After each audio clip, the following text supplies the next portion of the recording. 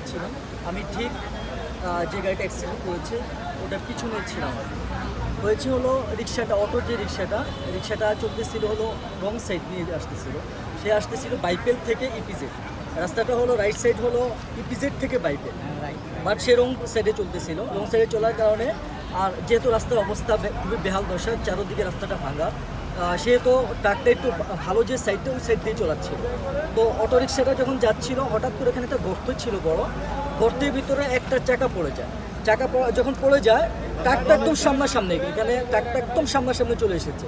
তো তখন ওই রিক্সাটা সঙ্গে সঙ্গে যখন উল্টে যায়, ওটা পরে যে মুরব্বী যিনি মারা গেল ঘটনাস্থলে, ওনার মাথাটা পড়ে যায় নিচে পড়ার সাথে ট্রাক ড্রাইভার কিন্তু ব্রেক করেছে, বাট ব্রেক করলেও তো ওই মুহূর্তে তো ব্রেক করা সম্ভব হয় না, তার মাথার উপর দিয়ে ট্রাকটা চলে যায়।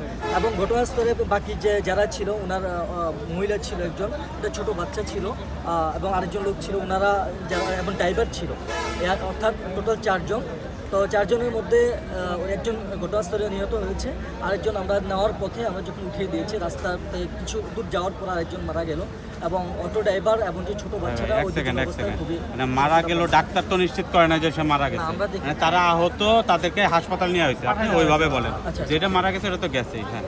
হ্যাঁ জি জি। আর বাকি যে 3 জন ছিল তারা আহত অবস্থায় আছে এবং তারা সংকটাপন্ন অবস্থায় আছে, তাদেরকে হাসপাতালে প্রেরণ করা হয়েছে।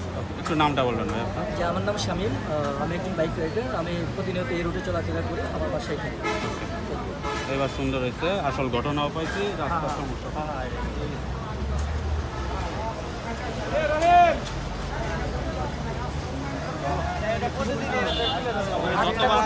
ফোন দিলে রোড হাইওয়ে খালি ঠেলে, ওদের রাস্তা ঠিক করার